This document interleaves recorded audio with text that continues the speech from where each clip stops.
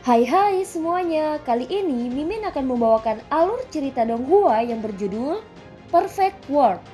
Oh iya, Mimin ingetin lagi ya bahwa konten ini full spoiler. Tanpa lama-lama lagi, yuk langsung aja kita masuk ke isi ceritanya. Melanjutkan dari cerita sebelumnya, wajah kaisar manusia benar-benar tenang. Dia membuat semua orang bergidik. Semua orang merasa tak berdaya di hadapan pria ini. Mereka hanya bisa berlutut sambil gemetaran. Kaisar manusia, apakah kamu ingin kami berhenti berkelahi? Tanya pria berambut hijau saat ia terlibat dalam pertempuran dengan Dewa Iblis Besar. Pertempuran semakin sengit. Darah berceceran di seluruh tubuhnya.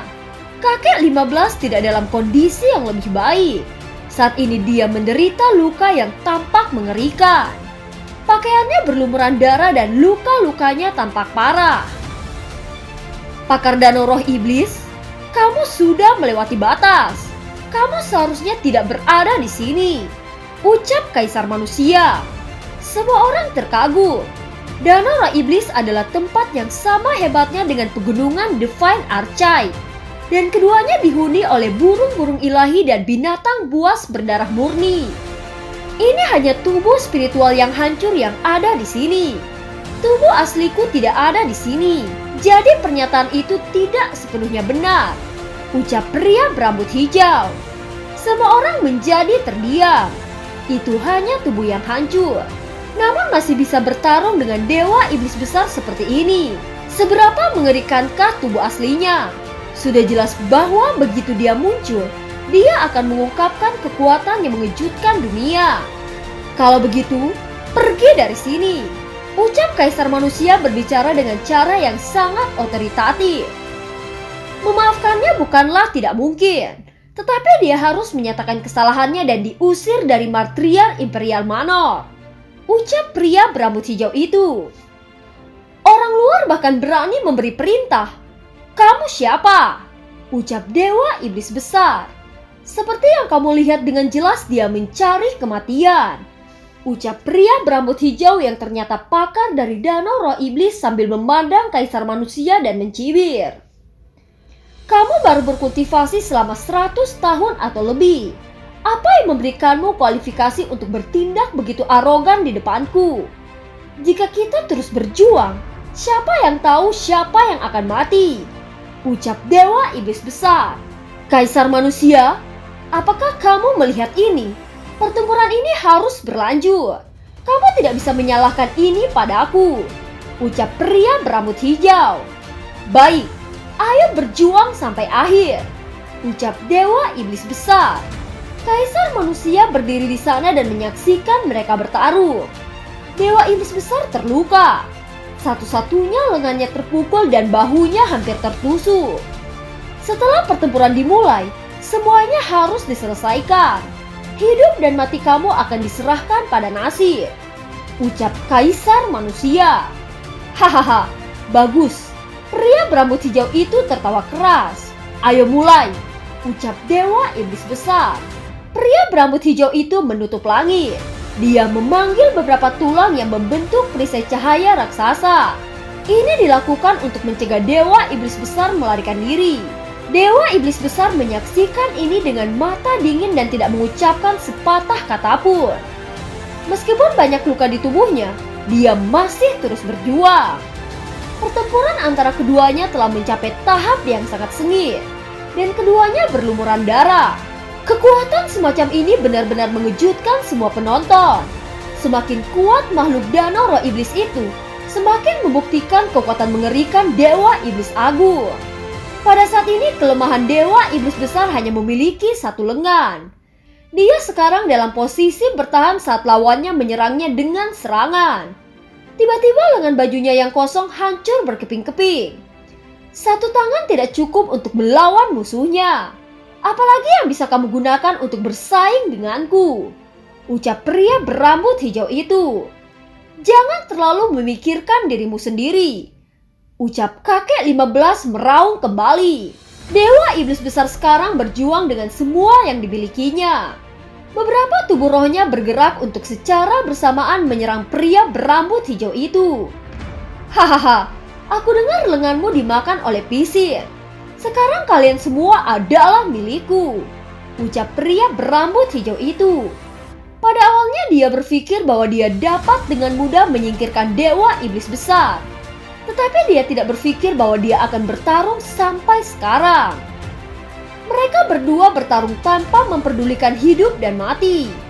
Darah tumpah dari waktu ke waktu saat mereka bertarung dengan sengit. Kekuatan dewa iblis besar sangat luar biasa. Kakinya menabrak dengan ganas keluar bertabrakan dengan tubuh pihak lawan. Suara yang sangat besar dilepaskan ketika sejumlah besar simbol meletus. Pria berambut hijau itu terluka parah akibat tendangannya. Darah hitam menetes ke mulutnya. Dan setelah itu seteguk darah segar menyembur keluar. Serangan terakhir itu telah menimbulkan kerusakan serius padanya. Kamu meminta kematian, ucap pria berambut hijau itu. Awalnya dia tampak agak ilusi dan tidak berwujud. Dan sekarang niat membunuhnya mengalir deras. Dia melepaskan teknik berharga yang menakutkan. Dewa iblis besar melawan dengan ganas. Dan pria berambut hijau itu marah dan menggunakan semua kekuatannya. Air terjun mulai muncul di langit satu demi satu terjalin ke jaring. Itu memaksa dewa iblis untuk menghindar. Seekor laba-laba besar muncul tepat di tempat pria berambut hijau itu berada. Itu adalah laba-laba hijau iblis yang bermata hitam. Ucap kerumunan orang itu berteriak kaget. Dan mereka semua ketakutan. Itu adalah laba-laba iblis kuno yang bentuk aslinya jelas lebih kuat daripada raja-raja yang mulia. Tampilan kekuatan ini jelas cukup untuk mengguncang dunia. Pergilah ke neraka, ucap pria berambut hijau itu berteriak. Laba-laba hijau iblis yang bermata hitam itu mengaum dan sarang laba-laba berubah menjadi tirai cahaya. Aura hitam mengalir keluar seperti ombak besar di lautan. Mengancam akan menghancurkan segalanya. Dewa iblis besar berjuang dengan semua usahanya. Tetapi salah satu tubuh rohnya ditutupi oleh jaring besar dan terjerat dalam. Tiba-tiba dewa iblis besar memanggil seekor burung pipit merah terbang ke atas. Membawa serta nyala api yang meluap. Itu maju untuk mencoba dan membakar laba-laba sampai mati. Ini adalah penindasan alami antara spesies. Dan jelas bahwa laba-laba iblis kuno itu sedikit lebih kuat. Setelah itu pria berambut hijau itu mengungkapkan bentuk aslinya yang sangat menakutkan. Kakek 15, hati-hati. Tiba-tiba suara seorang wanita muda yang secantik alam itu ditransmisikan untuk memperingatkan dewa iblis besar. Ketika dia mendengar suara itu, dia menjadi waspada. Dalam sepersekian detik dia ingat tulang-tulang yang dipasang oleh musuhnya yang digunakan untuk menutupi tempat ini. Tulang-tulang itu benar-benar menekannya. Laba-laba iblis itu menjadi gila setelah menyerang begitu lama tanpa ada terobosan. Itu mulai memanggil tulang-tulang yang dilambangkan untuk membentuk formasi pembunuhan. Mencoba membunuh dewa iblis besar. Dewa iblis besar mengangguk pada dirinya sendiri. Gadis yang memperingatkannya saat itu benar-benar luar biasa karena dia bisa memahami niat ahli tingkatannya. Dia berbalik dan menemukan sosok gadis remaja itu. Dia memiliki sosok yang montok dan wajah yang paling menarik seindah bulan dan bunga. Kecantikannya sangat langka. Siapa namamu? Dewa iblis besar bertanya kepadanya secara rahasia. Aku dipanggil Aman, ucap gadis itu dengan senyum manis. Pertempuran menjadi lebih pahit dan putus asa darah berceceran di mana-mana. Laba-laba iblis raksasa saling bersirang rapat dan ruang di sekitarnya terkunci sehingga sulit untuk bergerak. Sarang laba-laba itu telah membatasi tempat ini dari surga. Dan dewa iblis besar bahkan tidak bisa menggerakkan jarinya. Tidak perlu dikatakan, kemampuan ilahi seperti ini akan mengkonsumsi energi dengan kecepatan yang luar biasa. Berkat kekuatan mental dewa iblis besar, meskipun tubuh fisiknya tidak bergerak, kekuatan spiritualnya yang menakutkan mampu berubah menjadi busur dan anak panah yang paling menakutkan. Cahaya ilahi terbang mendekat dan laba-laba iblis kuno berteriak. Kaki laba-laba berhenti di udara dan gagal menembus tubuh di depannya. Panah ilahi spiritual jauh lebih cepat itu melampaui segalanya saat panah menembus kepala laba-laba iblis. Seketika tubuh roh itu telah mati secara menyedihkan. Dewa iblis besar mampu bergerak sekarang. Dia mendekati laba-laba dengan satu garis dan memotong kepalanya. Sambil memegang kepala di tangannya, kekuatannya yang tak terkalahkan masih terbukti tak tertandingi. Pertempuran telah berakhir dan laba-laba iblis itu terbunuh. Sosok dewa iblis besar berlumuran darah ketika dia berdiri di sana dengan cara yang mengesankan. Dengan kepala laba-laba iblis di tangan, dia benar-benar tampak seperti dewa iblis. Penampilan seperti itu menakutkan bagi semua orang dengan keheningan total menyelimuti tempat ini. Hujan besar dan cahaya muncul. Mayat besar serta kepala besar di tangan kakek 15 mulai hancur. Dua potong meleleh seperti salju dan dengan cepat menghilang. Pertempuran telah berakhir dan semuanya berakhir. Ucap kaisar manusia. Dia memancar dari kepala sampai ujung kaki, membuatnya terlihat sangat menakjubkan. Hari ini ibu kota sangat terguncang. Dewa iblis besar telah kembali dengan kekuatan yang luar biasa. Dia pertama kali mengalahkan Raja Bela Diri. Dan kemudian dia mengalahkan Raja Hujan. Pada akhirnya bahkan laba-laba iblis hijau bermata hitam kuno mati di tangannya. Keahliannya yang luar biasa mengejutkan dunia. Para penonton terkagum-kagum dengan seseorang yang dianggap mati muncul kembali dan lebih kuat dari sebelumnya. Beberapa saat kemudian Kaisar Manusia memanggil Dewa Iblis Besar ke istana. Segera setelah itu tersiar kabar bahwa Kaisar Manusia akan memberikan gelar lain kepada Dewa Iblis Besar yang memberinya wewenang yang agung. Malam itu banyak klan besar terguncang oleh berita itu. Mereka tidak bisa tetap tenang sama sekali. Karena meskipun mereka belum dapat mengkonfirmasi berita, rumor saja sudah cukup untuk membuat pikiran mereka gelisah. Selama bertahun-tahun ketika Dewa Iblis Besar dan si Ziling menghilang, ada beberapa klan besar yang mengalami perubahan besar. Mereka semua merasa gelisah. Sin berganti di laut utara. Matahari keluar dari permukaan laut. Mula-mula tampak merah cerah, tetapi setelah itu ia mulai memancar dengan cemerlang. Saat cahaya warna-warni kemasan itu tersebar di permukaan lautan, itu tampak seperti lautan emas. Satu kapal hantu melayang. Itu berpergian dalam satu arah sepanjang waktu. Seorang pemuda aneh menggeliat di atas kapal. Ketika dia menatap batas laut, dia menggosok matanya dan berkata, "Kita harus segera mencapai daratan, kan?" Di sebelahnya ada makhluk emas besar seukuran kepala melompat ke sisi kapal. Keduanya tidak lain adalah Xiao dan Heribol. Sudah lama sejak pertempuran di Sarang Kunpeng selesai, dan mereka berada di rute kembali sepanjang waktu. Mereka tentu saja tidak terburu-buru. Meskipun dia telah berada di luar negeri selama lebih dari 2 tahun, dia telah berjuang dan berkultivasi sepanjang waktu. Heribol menghabiskan sebagian besar waktunya untuk tidur dan makan. Dan bahkan ketika terjaga, ia selalu makan. "Zizi!" teriak Heribol ketika menarik kembali tali pancing dengan cepat dengan cakar kecilnya. Lobster yang sangat besar bahkan Xiao terkejut. Itu adalah lobster yang panjangnya lebih dari 10 meter. Kapalnya ditutupi oleh cahaya kemasan pucat yang menyerupai aura naga. Dia menaruh lobster ke dalam kantung langit dan bumi tanpa ragu-ragu. Dia akan membawanya kembali ke desa batu dan membaginya dengan anggota klannya. Tentu saja Heribol tidak senang dengan keputusannya dan memprotes cukup lama. Kemudian dia kembali memancing berharap menangkap sesuatu yang lebih besar. Tidak lama kemudian, Heribol mulai bersuara. "Yi, apakah itu istana naga?" Mata Xiao itu berkedip karena kegembiraan. Sepanjang jalan mereka telah mendengar banyak legenda yang berbeda. Istana naga yang besar dan kuat itu sebanding dengan pegunungan ilahi kuno. Itu juga bisa dianggap tanah terbatas yang mirip dengan tempat-tempat seperti kepulauan Dewa Laut. Selain yang besar, ada juga beberapa istana naga yang lebih kecil. Terlepas dari kata naga dalam nama mereka, kebanyakan dari mereka bahkan tidak memiliki naga di dalamnya. Orang-orang dari tempat-tempat itu sebagian besar adalah turunan dari binatang laut. Aku benar-benar ingin melihat-lihat istana naga itu.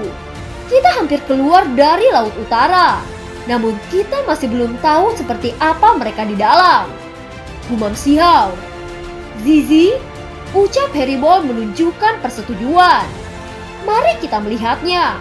Kapal hantu disingkirkan dan mereka mulai menyelam. Mereka berenang jauh ke laut menuju jurang laut.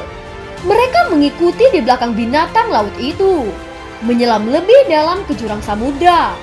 Itu benar-benar seperti gurita. Beberapa saat kemudian mereka melihat beberapa cahaya muncul dari kegelapan. Xiao menjadi tercengang. Daerah itu bersinar terang di bawah cahaya, dan pemandangan indah telah sepenuhnya menggantikan kegelapan. Itu adalah kota bawah laut yang dipenuhi dengan bahan-bahan seperti kristal dan mutiara. Xiao benar-benar terpana. Ada banyak permata berharga dan bahan-bahan yang jarang terlihat. Istana Naga Bawah Laut adalah tempat yang benar-benar mewah. Di dalam kota, ada beberapa manik-manik yang sangat besar. Mereka seperti bintang ketika mereka menghiasi gedung-gedung tertinggi dan memberikan cahaya. Itu mutiara, ucap Xiao meragukan matanya saat dia melihat mutiara yang sangat besar itu. Yang itu bahkan lebih besar, dan diameternya harus beberapa meter. Seberapa besar kerang tua yang menghasilkan ini? Xiao berkata pada dirinya sendiri. Itu adalah mutiara esensi darah.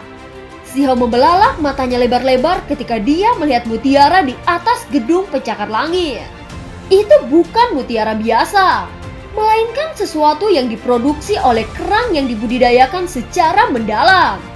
Itu bisa menanamkan semua daging dan energi esensi di dalamnya untuk menciptakan mutiara esensi darah.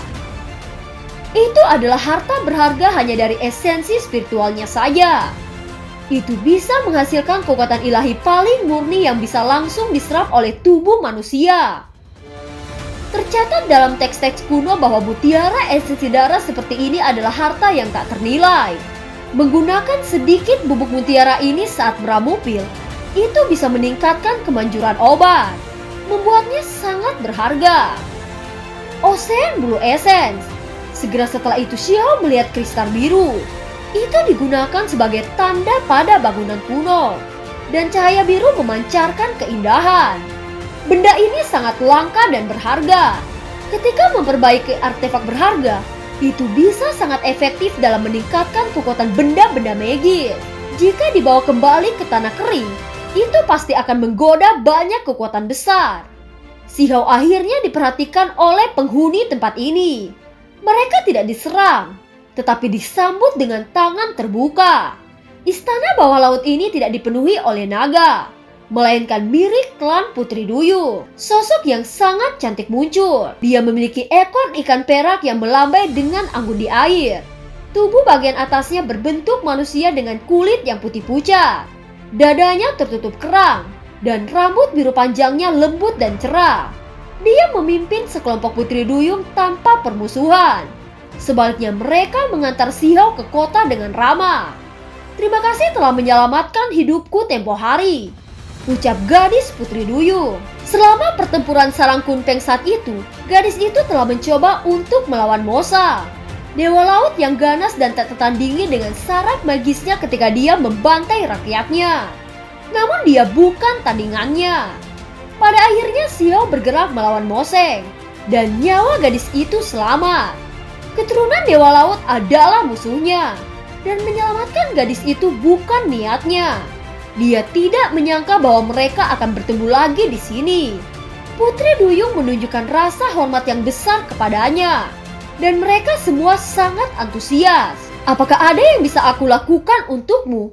Tanya gadis Putri Duyung. Aku harus kembali ke daratan. Apakah kamu memiliki formasi transportasi di sini? Tanya Xiao.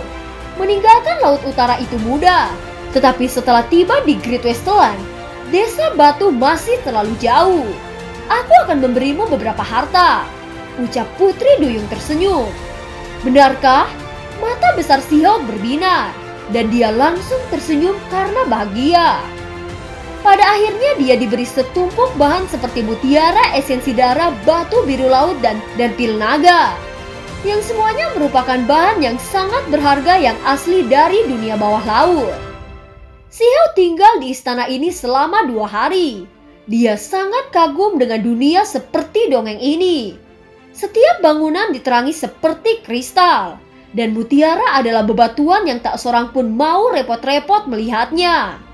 Di pusat kota ada sebuah altar di mana akhirnya Putri Duyung meminta para tetua klan untuk mengaktifkan formasi transportasi. Xiao jelas tidak akan memberitahu mereka lokasi tepat dari Desa Batu, tetapi hanya meminta untuk diangkut ke perbatasan barat negara Batu. Dengan kilatan cahaya warna-warni, dia melangkah ke jalan setapak. Mereka akhirnya meninggalkan Laut Utara untuk selamanya. Tanpa formasi transportasi ini, ia harus berjalan kaki. Butuh waktu berbulan-bulan atau bahkan bertahun-tahun untuk kembali ke Desa Batu. Sebulan kemudian dia melintasi gunung kuno dan tiba di Desa Batu. Cahaya hijau bisa dilihat dari jauh yang menutupi langit. Apakah itu Dewa Willow? Pohon willow telah tumbuh lebih tinggi dan separuh batang hangus telah tumbuh kembali. Cabang-cabang hijau menjuntai dari pohon. Semuanya tampak cerah dan berkilau seperti air terjun yang indah. Dan Dewa Willow memiliki 50 cabang sekarang yang semuanya tergantung dari atas menuju tanah. Si kecil? Tidak, Xiao kembali. Seseorang melihatnya dan segera berteriak. Sudah 2 tahun sejak dia pergi dan penduduk desa sangat mengkhawatirkannya. Sekarang Xiao kembali. Sekelompok orang bergegas keluar dan mengelilinginya. Bahkan Dewa Willow pun terjaga. Itu mentransmisikan pembicaraan untuk berkomunikasi dengannya. Dewa Willow, aku sudah mendapatkan teknik berharga Kunpeng yang lengkap. Aku akan memberitahumu nanti, ucap Xiao. Tentu saja dia mengatakan ini secara rahasia. Dewa Willow telah memperingatkannya bahwa dia tidak bisa membiarkan berita ini bocor setelah mendapatkan teknik yang berharga. Atau dia akan membawa bencana fatal bagi dirinya sendiri. Bagus, Dewa Willow jelas sangat terguncang oleh berita itu. Bahkan seseorang sekuat Dewa Willow menginginkan teknik berharga Kunpeng. Kemudian Dewa Willow berkata lagi, aku khawatir kamu akan segera pergi lagi. Kenapa? Xiao menjawab dengan bingung. Kakekmu telah muncul, ucap Dewa Willow. Apa? Xiao terkejut, tubuhnya bergetar.